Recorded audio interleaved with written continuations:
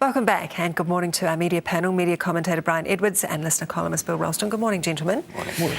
Let's start off by talking about Mr Mark Sainsbury from Close Up.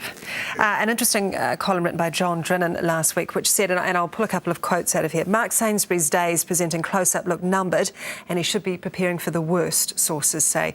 TVNZ bosses are cooking up a revamp of the 7pm current affairs show for next year and Sainsbury is unlikely to be in the recipe. It was a very, very hard story, I'm sure, for Mark to actually read. I appointed him to that role several years ago. I think he's done a reasonably good job of actually presenting the program. To then hear that kind of stuff coming out and not a word of denial from Television New Zealand, not a word of support for their own presenter. Now, if they do intend to get rid of him, then they've actually opened themselves up for some fairly significant damages in terms of, grief, basically. By not supporting him. Yeah. I mean, frankly, if you have a presenter and the major paper in New Zealand, the New Zealand Herald, comes out and says he's toast, you've got an obligation as an employer to defend your employee. And they fail to do so. It's an outrage. I think there's a bit of a pattern with that with Television New Zealand that's gone around in the past. I'm sure you're right about what you say. I certainly wouldn't want to read in the paper that I've been sacked from a very prominent job like that job. The reality, however, is that I think there's increasingly a view among the general public that Close Up simply doesn't compare favourably with Campbell Live. And watching the two programs myself, I'm inclined to come to that view as well. So the larger audience stays with Close Up. Yeah, but I mean, I don't think you can judge that purely in terms of the size of the audience. I mean, it's on TV1 for a start, and the other programs on TV3. What's happened with Campbell, I think, is very interesting. He's become a sort of an advocate for people who are having difficulty in life. He's got a sort of advocacy journalism that he uses now. And I think one of the things that's happened is that John Campbell now is widely trusted by large groups of people in New Zealand, especially people who are in trouble of some sort. His contribution to what's been happening in Canterbury, for example, they've returned again and again and again to that topic. And I think that's simply building as large an audience possibly as TV3 can expect to get.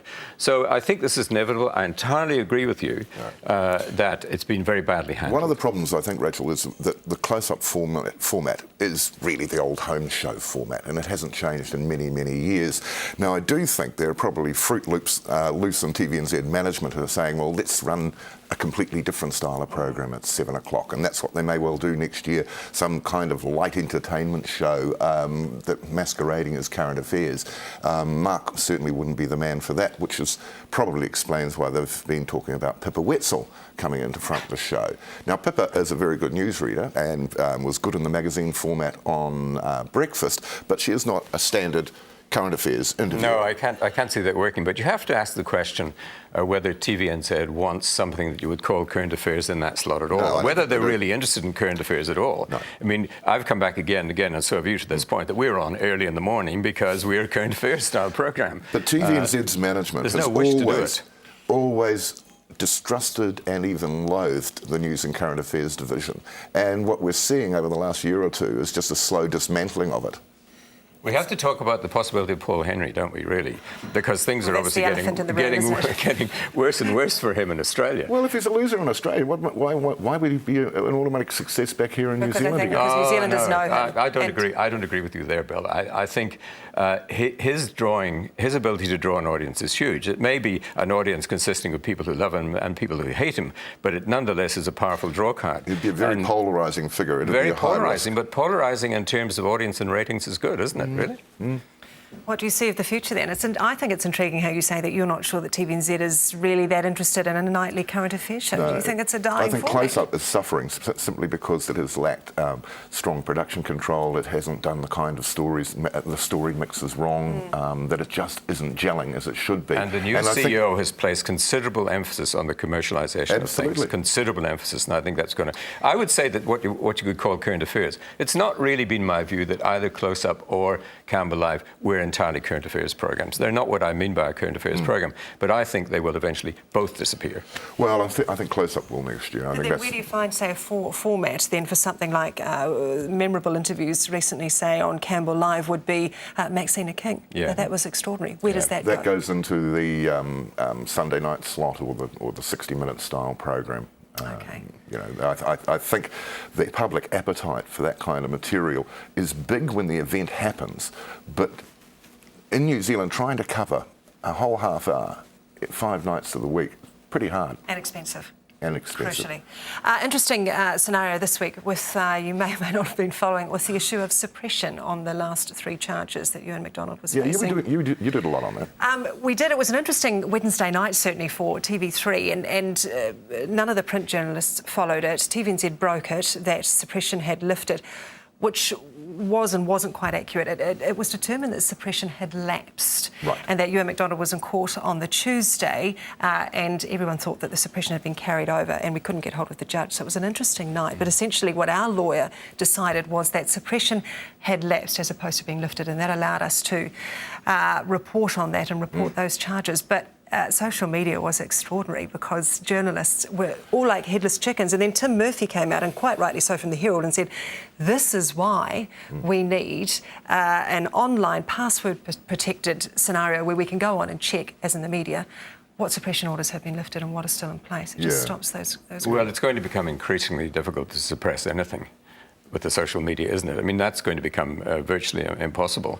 Yep. One of the things that interests me... I've seen arguments on Twitter, by the way, saying, hang on, you're breaching a suppression order. Yes, is that right? Yes, that's right. Yeah. I'm afraid I never go to Twitter, but there you are. So I think what's happening at the moment is there is increasingly a public concern with the amount of suppression. This is interesting to me, and I was very interested that when we learned about the things that Macdonald had done, particularly obviously the killing of the cows with a hammer, though I later learned that that's actually quite a humane way of doing it.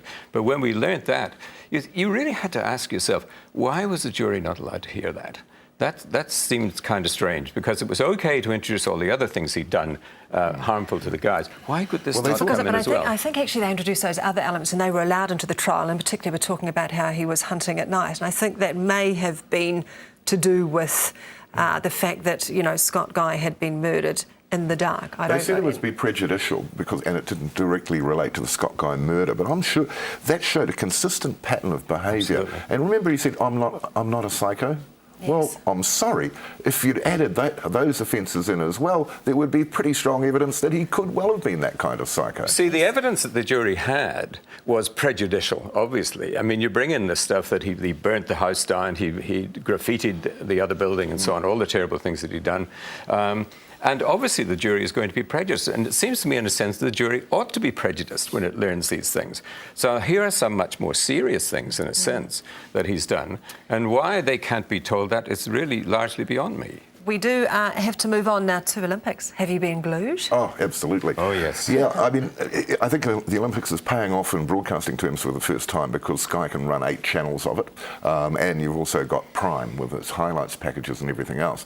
You can argue that some of the production values, frankly, Sky is displaying at the moment are poor. And you mean not having sort of studio anchors throwing between different... What do you think of that? Well, the biggest problem for me was just navigating, trying to find what I was going to watch. My initial idea was that I would pre-record all the... I'd sit down and I'd spend 2 or 3 hours pre-recording everything I was going to watch. It was completely impossible.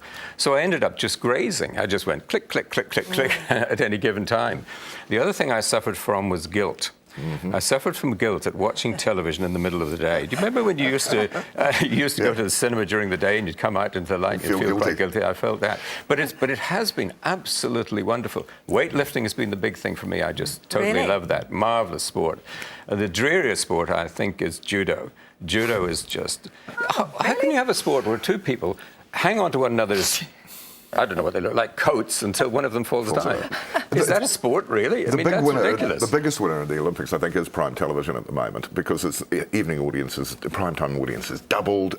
It's cut the breakfast audiences, the morning audiences, I'm sorry, yes, no, for channels by about half. So, and it gives you, when you're a channel like Prime, it gives you a chance to run all your promos through the games, so that people, there's often a follow-through of 2 or 3 weeks of really good audiences after the Olympics, and this is a chance for Prime to showcase itself and actually build Something that interested me was that you still need the print media. You still need newspapers. You think? I need to look down at my notes to get her name. Kyla Harrison, she is funnily enough, having just said judo is boring, she is the gold medal judo winner.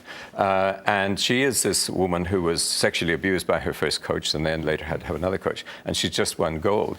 And that was extraordinary to watch. But then afterwards, you could read in great detail the whole history of that in the Herald as it happened. So it's a great boost, by the way, for Getty Images. You can only ever see still photos on all the other we channels. can show 2 minutes, and then the rest is still. That's amazing. 2 minutes a day is all you, say, TV3 could show. I think, yeah. Not per program, no, per day. Oh, really? Yeah. Goodness. And we are number 10 in the medal table. Yeah, well, there Did we you go. know that? Good. And Australia's 17th, I think, at the moment. Right. Hooray! Gentlemen, thank you very much. Very much appreciate your time this morning.